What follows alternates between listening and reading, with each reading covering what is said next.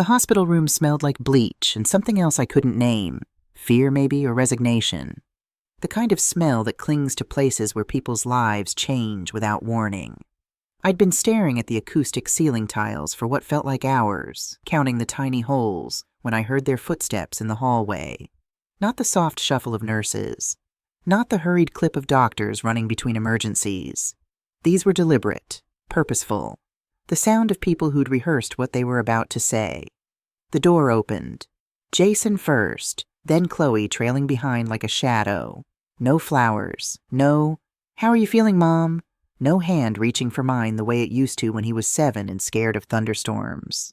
Just my son, 35 years old, standing at the foot of my hospital bed with his jaw set and his wife's hand on his elbow. "Mom," Jason said. Not "Hi, Mom," or "Hey, how are you?" Just my title, flat and transactional, like he was addressing a client. "We need to talk." I pressed the button to raise the bed. The motor whirred, buying me 5 seconds to study his face. When had the softness left it? When had my boy, the one who used to cry at dog food commercials, learned to look at me like I was a problem to be solved? "Talk," I said. My voice came out rougher than I intended. 3 days post-stroke will do that. Chloe stepped forward, her smile the kind that never reaches the eyes. "Rebecca, we know this is hard timing, but—" "We're moving," Jason cut in, "to Portland. I've already transferred the house to my name." He paused, and I watched something flicker across his face. Guilt, maybe, or just impatience. "You'll need to start looking for a place to live. We're thinking by the end of next month." The heart monitor beeped. Steady, which was strange because inside my chest everything had gone very still. "Transferred," I repeated. Not a question. A word I was testing on my tongue, seeing if it tasted like betrayal. It did. "The paperwork's done," Chloe added quickly. "It's cleaner this way. Estate planning, you know. Better for everyone." Better for everyone. I'd taught English for 32 years. I knew when words were being used as weapons. "That's interesting," I said slowly.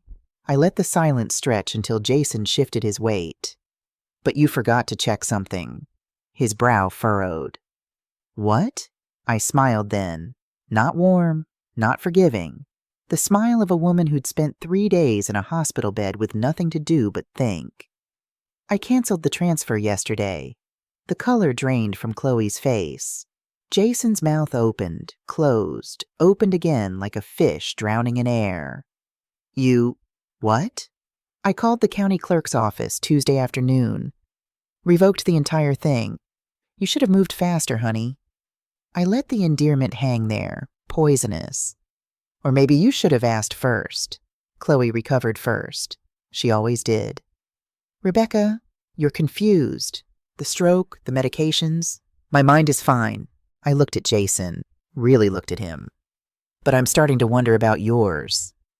He took a step back, his hand falling from the bed rail. For just a moment, barely a heartbeat, I saw my son again. The boy who'd scraped his knee at 12 and sobbed in my lap. The teenager who'd cried when his father died and whispered, "What do we do now, Mom?" Then Chloe touched his arm and the mask came back. "We'll talk about this later," he said. "Yes," I agreed. "We will." They left without another word. The door clicked shut, and I was alone again with the beeping monitor and the fluorescent lights, and the certain knowledge that my son had just tried to steal my home. I didn't cry. Crying could come later. Instead, I reached for my phone and started making a list. 6 months ago, before I understood what was coming, we'd had Thanksgiving at my house. Madison flew in from Chicago with Anthony, her husband of 2 years. Jason and Chloe drove from their condo on the east side. We ate turkey and mashed potatoes at the dining room table my late husband David had built 40 years ago, and for a few hours, I let myself believe we were still a family. "Pass the gravy, Mom," Jason had said, and when our fingers touched on the bowl, he'd squeezed my hand. Quick, barely there. But I'd felt it. That was before the startup failed, before the debt, before Chloe's eyes started measuring my furniture like she was pricing it for auction. "Rebecca, this house is so much for one person," Chloe had said, her voice honey-sweet as she helped me clear plates. Have you ever thought about downsizing? There are lovely senior communities. I'm 62, not 90, I'd laughed. And David built this place. I'm not leaving it. She'd smiled. Of course not. Just thinking ahead. Thinking ahead. That's what she'd called it. Madison found me in the kitchen an hour later, elbow deep in soapy water. Mom, she kept her voice low, glancing toward the living room where Jason and Anthony were watching football. Has Jason been asking about your will? He mentioned it once or twice. I scrubbed at a stubborn bit of cranberry sauce. Why? Because he asked me last week if I knew how you were splitting things. When I said 50-50, I assume he got weird. Started talking about how he's the one who lives closer, how he could manage your affairs better. I'd set down the plate. Madison, I'm probably overreacting. But her eyes said she wasn't. Just be careful, okay? Chloe's got him twisted up about money. I'd hugged her, told her not to worry, told her Jason was just stressed. I'd been wrong. That night, after everyone left, I'd found Jason standing in my bedroom doorway, staring at the built-in bookshelves David had installed, the hardwood floors we'd refinished together, the bay window that caught the morning light just right. You okay, honey? I'd asked. He'd startled. Yeah, just remembering. Dad spent a whole summer on those shelves. He wanted everything perfect for you kids. Jason had nodded, but his eyes were calculating something I didn't understand yet. Must be worth a lot now. The house, I mean. Location alone. I haven't thought about it. Maybe you should. He'd kissed my cheek. Love you, Mom. Love you too. But standing there in the doorway, I'd felt something cold settle in my stomach. A mother's intuition, maybe. Or just the first whisper of the truth. He didn't love the house. He didn't love the memories. He loved what he could get for it. The taxi dropped me at home 3 days after the hospital confrontation. Jason didn't offer to pick me up. He sent a text. Busy with Realtor today. Can Madison get you? Realtor. The word sat in my chest like a stone. I paid the driver, declined his help with my small overnight bag, and stood on the sidewalk looking at my house. The cedar siding David had stained a warm honey color, the purple clematis climbing the mailbox post, the porch where I'd taught both my children to tie their shoes. It looked the same, but I knew better. The key stuck in the lock. It always did on humid days, and when I finally got the door open, the house smelled wrong. Not bad, just occupied, like someone had been breathing my air. I set my bag down carefully, listened. Nothing. The living room looked normal. Same couch, same coffee table, same Afghans folded over the armchair. But the rug was crooked. Jason hated crooked things. Since he was 10 years old, he'd automatically straighten pictures, align silverware, adjust anything off-center. Someone had been here. Recently, I walked slowly through the first floor. Kitchen, cabinet slightly ajar. Bathroom, towel on the wrong hook. My office. Desk drawer pushed in too hard, the way it jams if you don't know the trick. The wooden bowl where I kept spare keys and a USB drive had been moved. Just half an inch. But I'd kept that bowl in the exact same spot for 15 years. The USB drive was gone. My hands started shaking. I gripped the desk edge until my knuckles went white. It was just old lesson plans and scanned recipes. Nothing important. But that wasn't the point. The point was someone had looked, searched, felt entitled to rifle through my things while I lay in a hospital bed, wondering if I'd ever see my home again. I checked the rest of the office. My file cabinet, recently opened, the drawer mechanism still loose. The safe behind my teaching awards. Combination dial turned like someone had tried it. They didn't get in.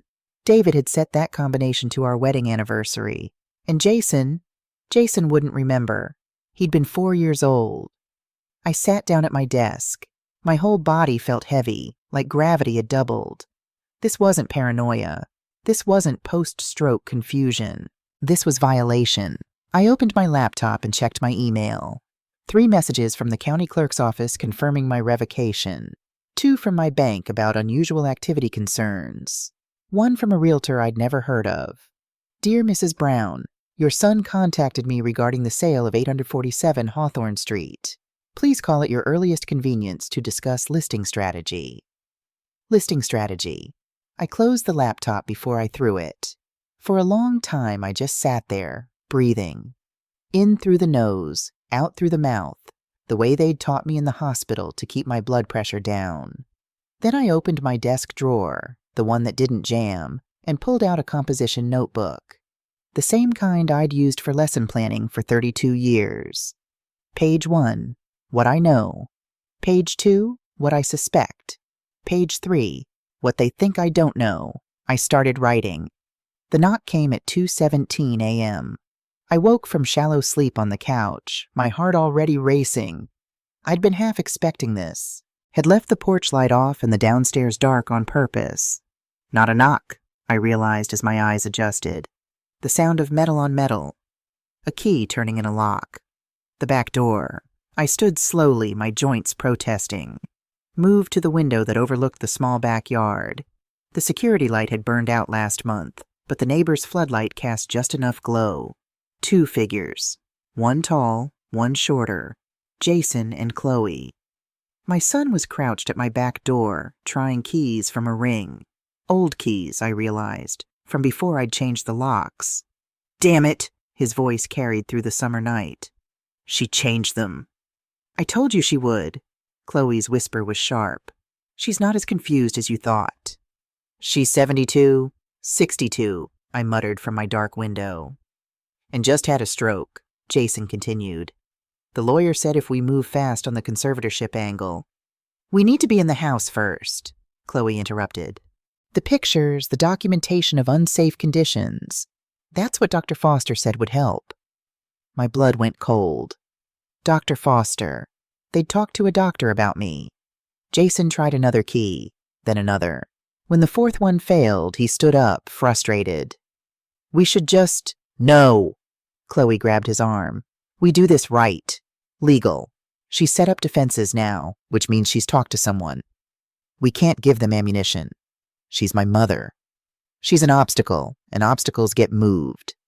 The way she said it, flat, matter of fact, like I was a piece of furniture blocking a doorway. Jason didn't argue. They left through the back gate, car doors closing softly on the street. Engine starting. Headlights washing across my ceiling as they drove away. I stood in the dark for a long time after, my phone in my hand, thumb hovering over 911. But I didn't call. Calling the police meant reports. Reports meant Jason's name in an official document. His career could survive that. Barely, but it would mark him. And despite everything, despite the theft and the lies and the cold calculation in his voice, he was still my son. Instead, I opened my camera and photographed everything. The back door showing scratch marks from attempted key entry. The window view of my yard with timestamp. A video of me walking through the house, narrating what I'd heard, when I'd heard it. Then I saved everything to 3 different cloud services and emailed copies to myself with the subject line. Evidence, keep.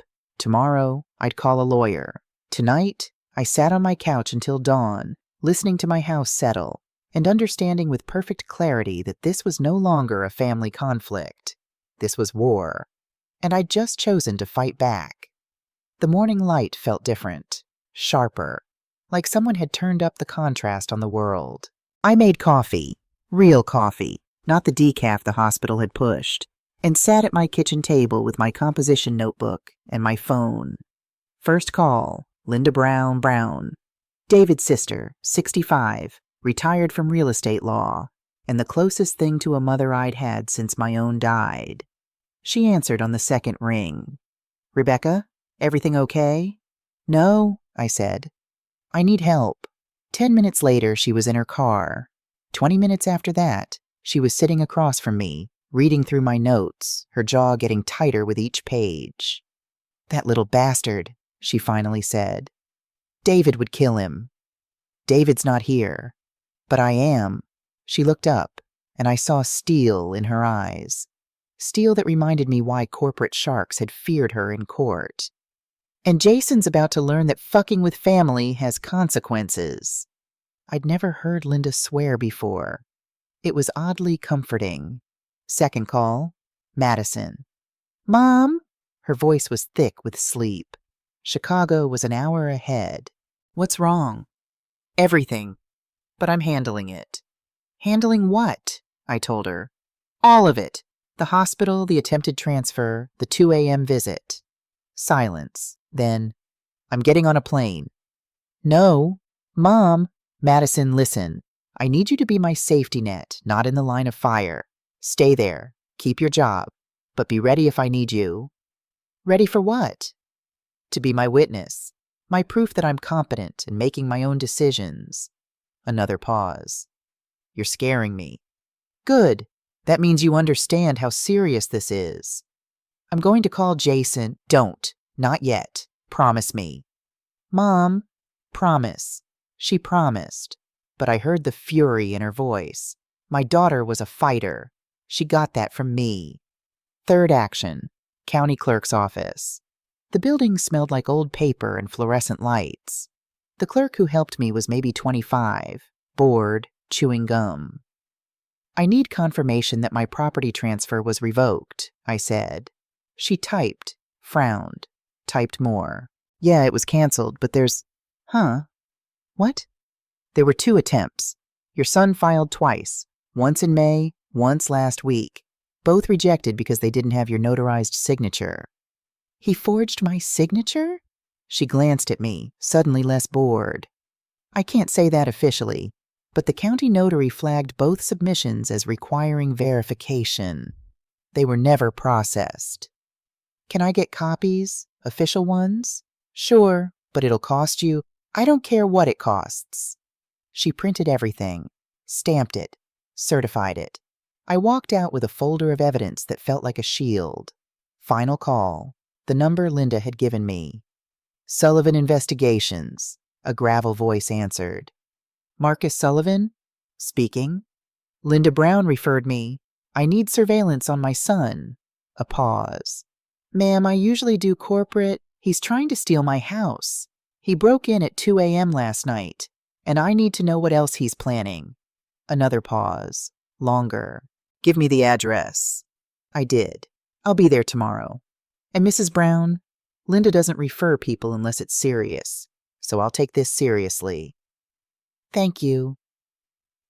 When I hung up, my coffee was cold, but I felt warmer than I had in days. Linda was still reading my notes. She looked up and something passed between us. Understanding. Resolution. You ready for this? She asked. No, I admitted, but I'm doing it anyway. She smiled. David picked a good one. So did Jason. He just forgot. Linda closed the notebook. Then let's remind him. Martha Parker's law office occupied a converted Victorian on Maple Street, the kind of building that leaned slightly to one side and creaked when you walked upstairs. The paint was peeling. The mailbox was rusted. But the brass nameplate on the door was polished to a high shine. Parker and Associates, Family Law. There were no associates, just Martha, 68 years old, reading glasses on a beaded chain, and a reputation for chewing up opposing counsel and spitting out settlements. She'd taught American history at Jefferson High for 30 years before going to law school at 50. My mother had been her mentor teacher. Rebecca Harper. She stood when I entered, pulling me into a hug that smelled like peppermint tea and case files. When Linda called, I canceled my afternoon. I don't want to be a burden. Sit. She pointed at the chair across from her desk. And don't you dare apologize for needing help. I sat, opened my folder, slid it across the mahogany surface that had probably been in this office since 1947. Martha read in silence. Her expression didn't change, but I watched her jaw tighten incrementally with each page. When she finished, she removed her glasses and rubbed the bridge of her nose. 2 attempted forgeries, unauthorized property claims, breaking and entering, conspiracy to file false conservatorship. She looked up. Rebecca, this isn't a family dispute. This is elder abuse. Criminal elder abuse. The words hung in the air like smoke. He's my son, I said quietly. and you're his victim. Martha, no! Her voice was gentle but firm. We're not doing this. We're not making excuses for him because you changed his diapers. He's an adult who made adult choices, and those choices have adult consequences. My eyes burned. I blinked hard. Martha softened. I'm not saying you can't love him. I'm saying you can't let that love destroy you. She pulled out a legal pad. Here's what we're going to do. For the next hour, she outlined a strategy that felt less like defense and more like siege warfare. First, a formal notice of fraud filed with the county, creating an official record that Jason had attempted property theft. Second, a court watch request, meaning any conservatorship petition filed in my name would trigger immediate notification to me and Martha. Third, a cease and desist letter, legally prohibiting Jason and Chloe from contacting me, entering my property, or discussing my affairs with any third parties without my written consent. That last one's the hammer, Martha said. If they violate it, we have grounds for a restraining order. And if they violate that, it's jail time. Will it stop them? It'll make them think twice. She started typing. I'll have everything drafted by tomorrow. You'll sign, we'll file, and then we wait. For what? For them to make a mistake. Because they will, Rebecca. People like this always do. The library had been my sanctuary for 5 years, ever since I'd retired from teaching and needed somewhere to go that wasn't my empty house. Diane Rodriguez ran the place like a benevolent dictator. Books perfectly alphabetized, late fees enforced with iron precision, but story time for kids every Saturday morning without fail. She found me in the gardening section, pulling books I'd already read. You're hiding, she said. I'm researching. You've read that book 3 times. She took it from my hands. What's going on? I told her. Not everything, not the raw, ugly details, but enough. Diane's eyes went dark. She'd immigrated from Mexico at 19, built a life from nothing, put 2 kids through college on a librarian's salary. She understood fighting for what was yours. You need a place to breathe, she said. My office, any time. Door's always unlocked for you. Diane, and if that son of yours shows up here asking questions about you, I'll tell him to go fuck himself. I laughed. Actual laughter. It felt strange, like I'd forgotten how. Come on. She linked her arm through mine. I'm making you tea, and you're going to sit in the break room until you look less like you're about to shatter. Margaret Davis had lived across the street from me for 30 years. We'd watched each other's children grow up, borrowed cups of sugar, complained about property taxes. Her husband Thomas had retired from the police force a decade ago, spent his days woodworking in their garage.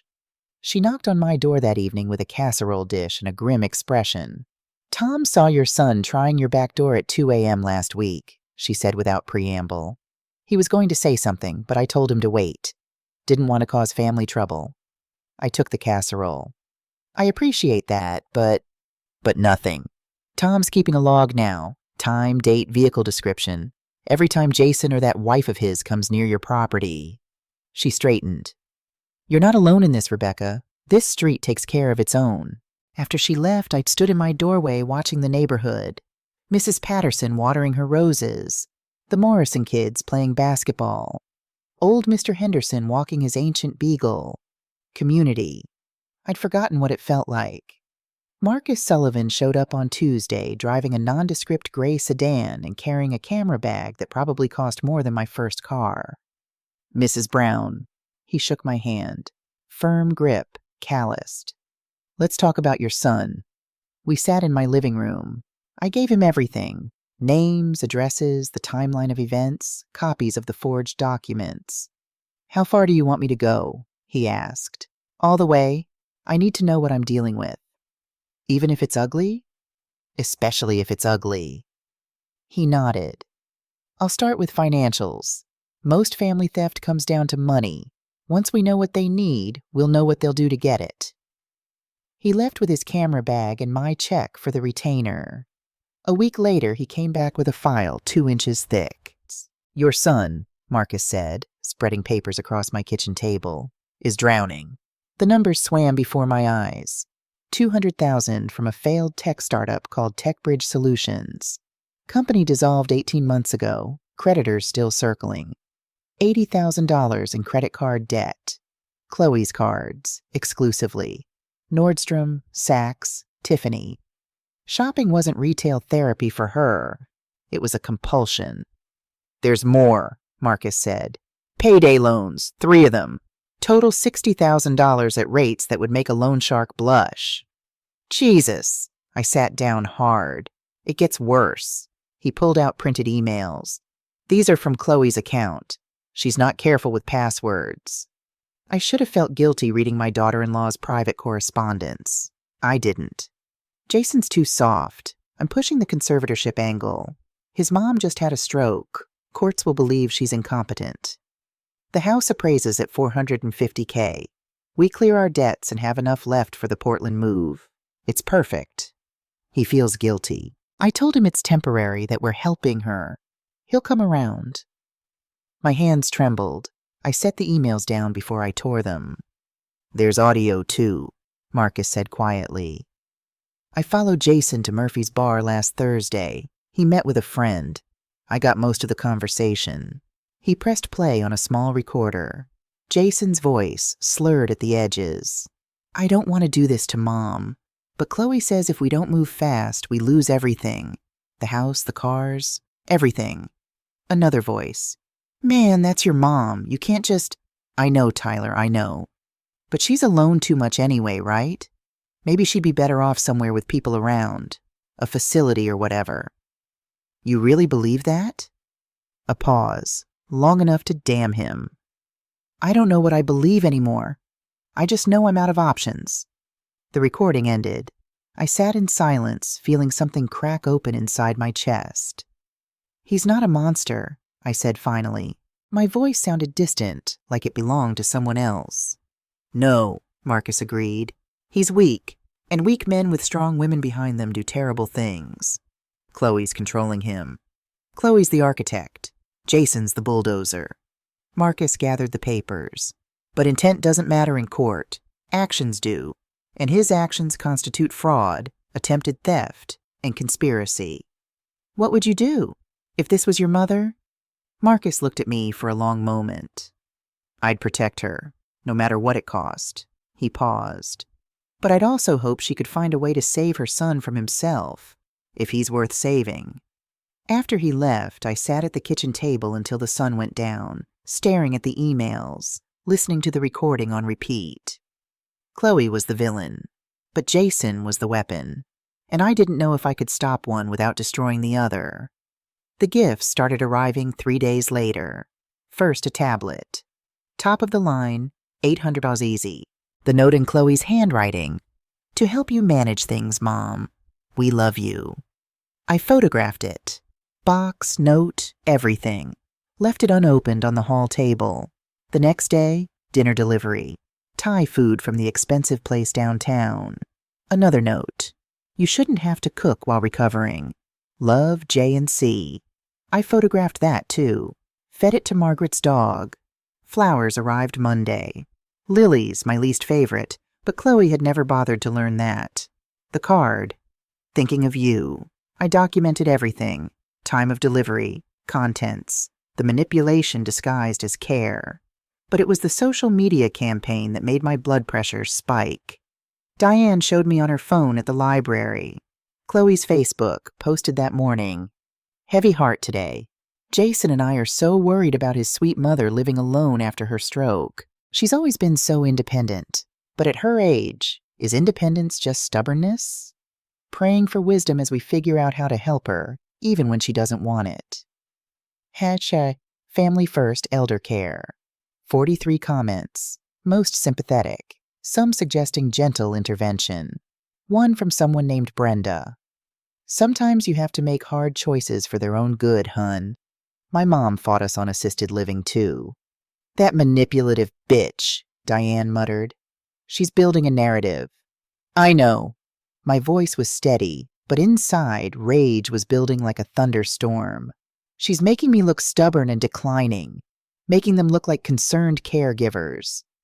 "What are you going to do?" "Nothing." Nothing? If I respond, I look defensive. If I fight her publicly, it proves I'm difficult. So I document, stay quiet, and let her build a case that falls apart the moment someone looks at the evidence. Diane studied me. You've changed. I've adapted. The phone call came Tuesday evening. Unknown number. I almost didn't answer. Mrs. Brown, this is Dr. Graham Foster. I'm calling about the cognitive assessment your son scheduled. Stop! My voice was ice. I haven't authorized any assessment. Well, your son expressed concerns about who's paying you, Dr. Foster. Silence. Then, I'm not at liberty. My son is attempting to have me declared incompetent so he can steal my house. You're part of that attempt. And when I take him to court, your name will be in the paperwork as a co-conspirator. Mrs. Brown, I assure you, are you licensed in this state? Of course. Then you know that conducting assessments without patient consent is grounds for a formal complaint. How's your malpractice insurance? The line went dead. I called Martha immediately. She answered mid-laugh at something on TV. They hired a doctor to evaluate me, I said. Her laughter stopped. Names. I need names. The counterstrike came the next morning. I drove to Dr. Patricia Williams's office, my actual doctor, who'd been monitoring my health for 20 years. Rebecca. She looked up from her chart. Your blood pressure's excellent. Stroke recovery is ahead of schedule. Whatever you're doing, keep doing it. I need a favor. Name it. I need documentation that I'm cognitively sound. Notarized. Official. Bulletproof. Patricia's eyes narrowed. Someone questioning your competence? Someone trying to use my stroke as proof I can't make my own decisions. She pulled out her prescription pad, wrote for a full minute, then signed, dated, and sealed it in an envelope. This is my formal medical opinion that you are of sound mind, capable of managing your own affairs, and show no signs of cognitive impairment. It's also dated today, which means it supersedes any evaluation anyone else tries to produce. Thank you. And Rebecca? Whoever's coming after you, destroy them. Madison arrived without warning on Thursday. I opened the door to find my daughter standing on the porch, suitcase in hand, fury radiating off her like heat. Don't tell me to go home, she said. Madison, I'm not leaving. Not until this is over. She pushed past me into the house. Where is he? Who? Jason, that fucking coward. I'd never heard my daughter use that word. She saved profanity for special occasions. Madison, sit. Please. She sat. Barely. Perched on the edge of the couch like she might spring up and hunt Jason down at any moment. 3 months ago, she said, voice shaking, Jason called me, asked about your will. When I said 50-50 split, he got weird. Started talking about how he handles things better because he lives closer. You told me that. But I didn't tell you about the follow-up email. She pulled out her phone. He sent this 6 weeks later. I read, Madison, have you thought about Portland? Chloe and I could use your medical expertise in a startup we're planning. We'd pay you well, once we liquidate some assets. Think about it. Jay, my stomach turned. Assets. Your house, Mom. He was already planning to sell it, already thinking about what to do with the money. She looked up, eyes wet. And I recorded his first call, the one where he asked about the will. You recorded your brother? Illinois is one-party consent. I can record my own calls. She pulled up an audio file. You need to hear this. Jason's voice filled my living room. Look, I'm just trying to plan ahead. Mom's getting older. The stroke scared me. If something happens, we need to be ready to move quickly on the estate. Jason, that's morbid. It's practical. And honestly, Madison, you're in Chicago. You can't manage property from there. It makes sense for everything to come to me. And I'll cut you in fairly. Cut me in on our mother's house? Don't make it sound shady. I'm talking about being responsible. The recording stopped. Madison's hands were fists. He wasn't waiting for you to die, she said. He was planning for it. Hoping for it, maybe. The room tilted. I gripped the couch cushion. Mom? I'm okay, but I wasn't. I was listening to my son discuss my death like it was a business opportunity. Madison moved beside me, wrapped her arm around my shoulders. I'm sorry. For what? For not telling you sooner. For not protecting you. You were protecting him. From me. I looked at her. You didn't want me to see what he'd become. She nodded, tears spilling over. We sat like that for a while, my daughter and I, grieving the man my son used to be. Friday afternoon, Martha's office. She'd called an emergency meeting. Linda was already there. Marcus sat in the corner, arms crossed. Madison stood by the window, still wound tight. Martha spread documents across the conference table like cards in a deadly hand of poker. Ladies and gentlemen, she said, we have enough to bury them. She walked us through it. Document fraud. 2 forged transfer attempts, both with signature analysis proving Jason had signed my name. Breaking and entering. Photos, timestamps, witness testimony from Thomas Davis. Attempted elder abuse. Dr. Foster's involvement. Emails proving premeditation. Recordings showing intent to manipulate my medical status. Financial conspiracy. Marcus's investigation revealing the $340,000 debt and motive for theft. Admission of intent. Madison's recording of Jason discussing estate liquidation. This isn't a civil case anymore, Martha said. This is criminal. We could file charges that would send both of them to prison. Both? I asked. Chloe's the architect. The emails prove she's driving this. Jason's the co-conspirator. Martha leaned forward. But here's the thing. Criminal prosecution is a nuclear option.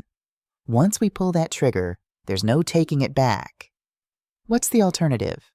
Leverage. She tapped the documents. We confront them privately, give them a choice. Sign a legally binding agreement to cease all contact and claims, or we file criminal charges. And if they don't believe we'll do it? Martha smiled. It was not a nice smile. Then we show them we're not bluffing, Linda spoke up. Rebecca, this is your decision, but you need to understand.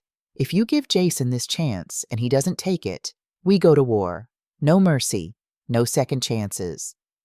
I looked at the documents, my son's name on every one. How long before we'd need to act? I can have everything filed Monday morning, Martha said. Or we can arrange a meeting this weekend. Your choice. Madison's voice from the window. Don't give him another chance, Mom. He doesn't deserve it. No, I said quietly. But maybe I do. They all looked at me. They all looked. I need to look him in the eye one more time. Give him the choice. See if there's anything left of the boy I raised. I met Martha's gaze. And if there isn't, then we burn it all down. Martha nodded slowly. Then let's set the meeting. She pulled out her phone, started typing. And I sat there, surrounded by evidence of my son's betrayal, and wondered if I was being merciful or just foolish. Maybe both. Maybe it didn't matter. By Monday, one way or another, this would end.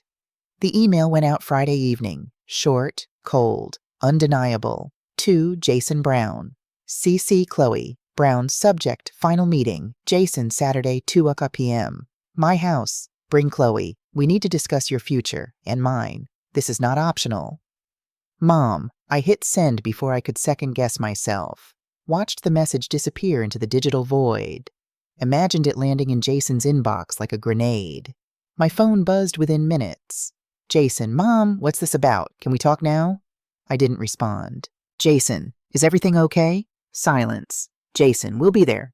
2 p.m. I set the phone down. My hands were steady. That surprised me.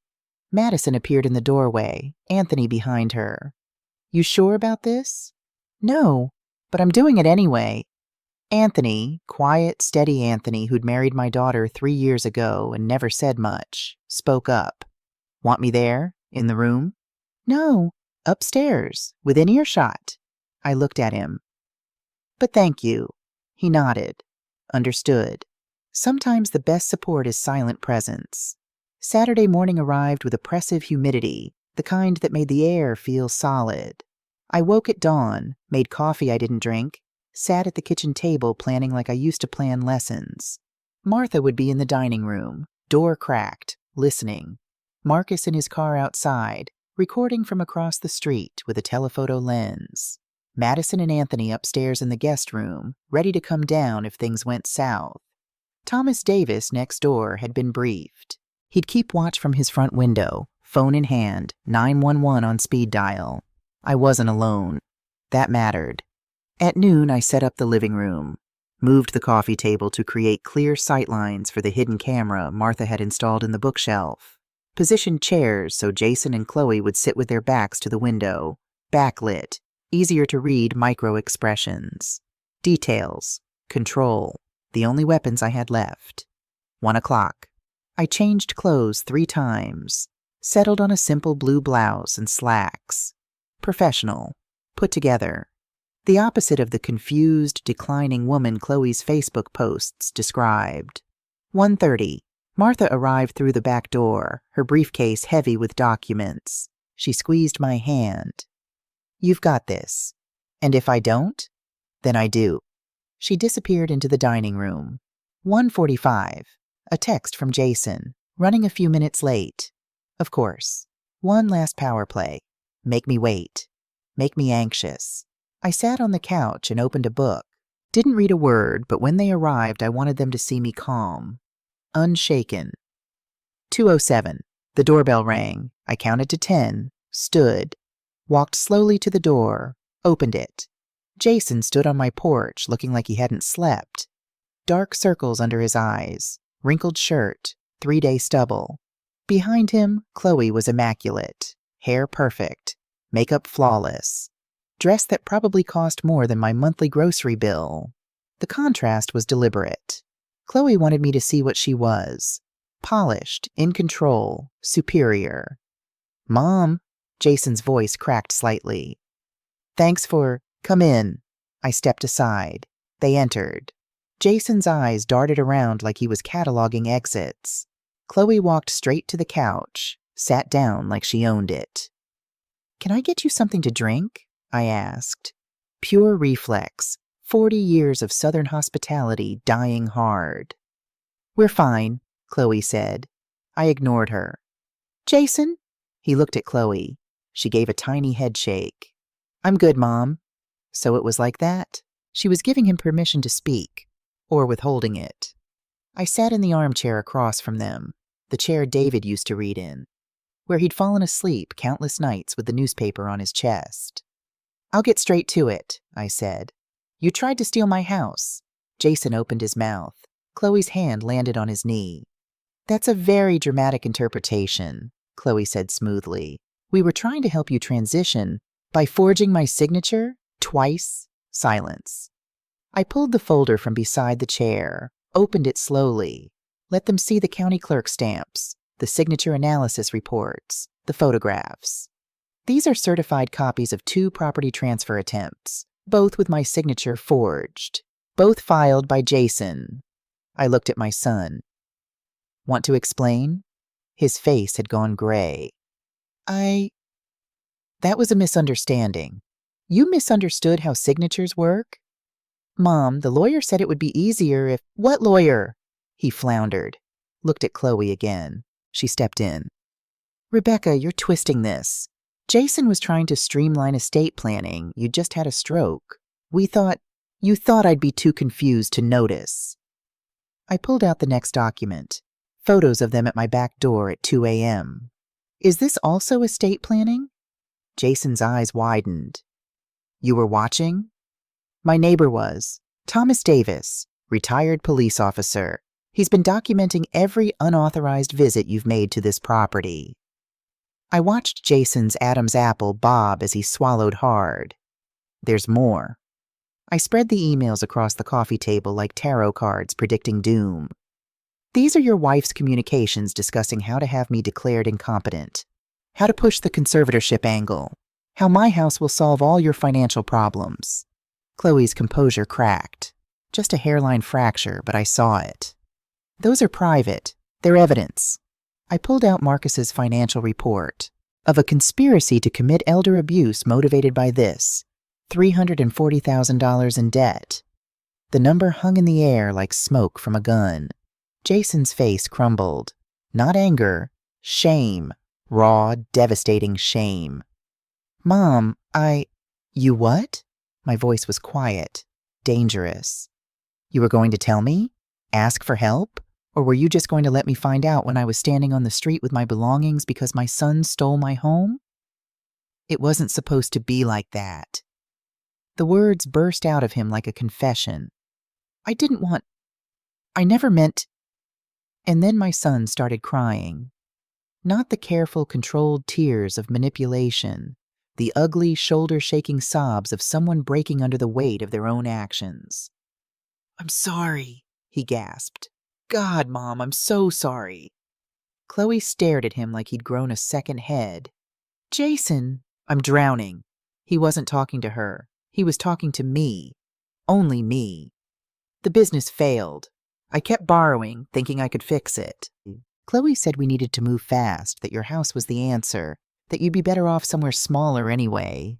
I never said that, Chloe snapped. And I believed her because I wanted to, because it was easier than admitting I'd failed. He looked up at me, eyes red and swollen. But it wasn't about you being better off. It was about me being too much of a coward to face what I'd done. Something in my chest twisted. This was my son, the real one, finally visible through the cracks in his lies. Jason, stop! Chloe's voice had gone hard, cold. You're making this worse. How could it possibly be worse? He laughed, bitter, broken. She knows everything. We're done. We're not done. We're regrouping. Chloe turned to me, and her mask was gone, completely gone. What looked back at me was something calculating and merciless. Rebecca, let's be adults here. I'm listening. You're 62. You don't need this house. You could live another 20 years, maybe 30. And what are you going to do? Garden? Read books? Watch game shows? She leaned forward. We have our whole lives ahead of us. We have potential, plans, dreams that require resources. My resources. Resources you're hoarding out of stubbornness. The word landed like a slap. Chloe. Jason's voice was barely a whisper. What? It's true. She's being selfish. Chloe's eyes never left mine. We need this. She doesn't. It's simple math. Simple math, I repeated. Yes. One old woman in a house too big for her, or two people who could actually do something meaningful with the asset. Asset.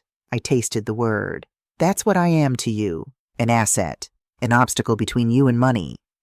You're a resource being wasted.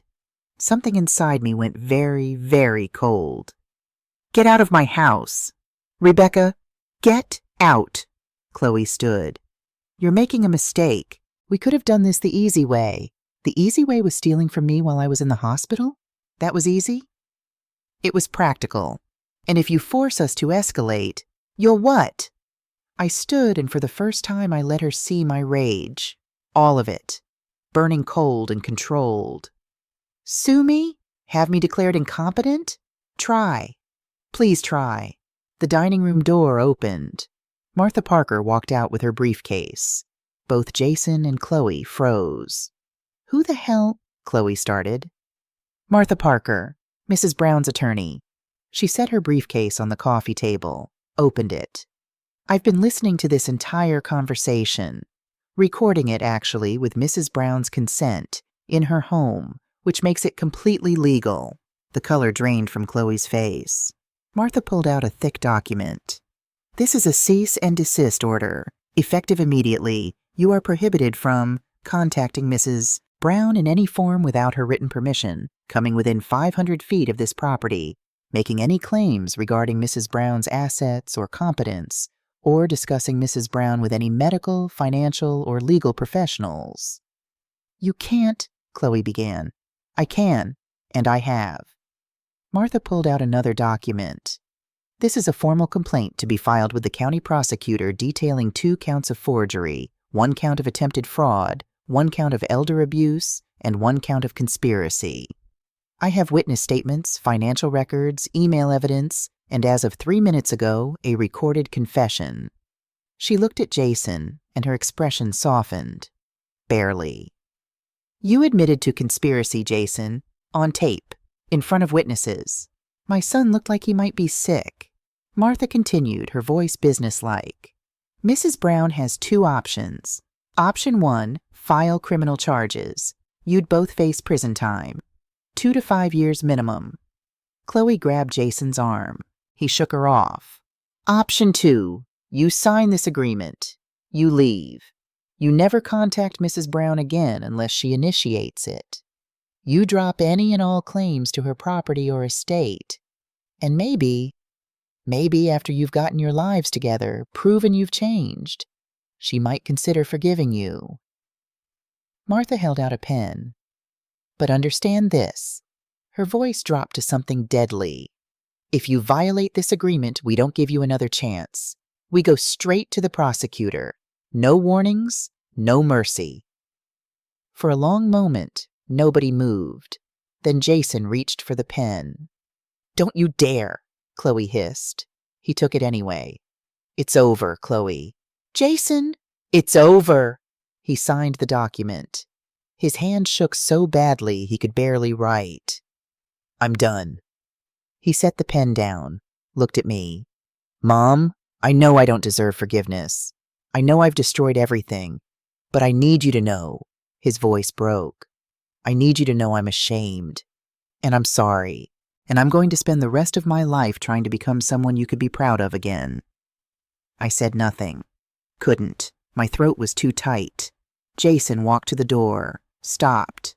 I love you. I forgot how to show it, but I do. Then he was gone. Chloe stood there, vibrating with fury. This isn't over. Yes, Martha said calmly. It is. You have no idea who you're dealing with. A woman facing felony charges if she doesn't leave in the next 30 seconds. Martha checked her watch. 29, 28. Chloe's eyes found mine. Pure hatred. You'll regret this. No, I said quietly. But you will. She left.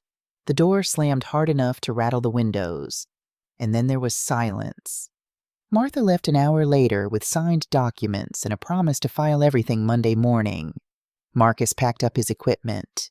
Madison and Anthony came downstairs, and my daughter held me while I didn't cry. You did it, she whispered. Did I? You protected yourself, that's all that matters. But that night alone in my house, I wasn't sure. I'd won. The house was mine. The threat was neutralized. Justice, or something like it, had been served. So why did it feel like losing? 2 weeks later, Madison flew back to Chicago. Life began its slow return to normal, or what passed for normal now. The library welcomed me back. Diane made me tea and didn't ask questions. Margaret Davis brought over casseroles until my freezer was full. Thomas waved from his yard each morning, a silent guardian. The mail brought a formal notice. Jason had filed for divorce. Chloe was contesting it.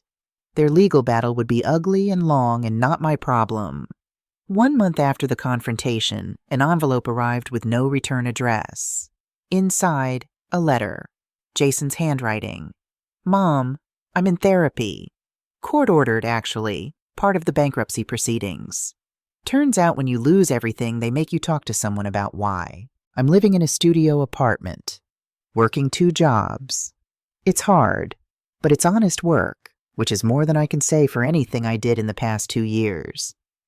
I'm not asking for forgiveness. I don't deserve it. I just want you to know I'm trying. Trying to be the man Dad raised me to be. Trying to understand how I became someone who could hurt you.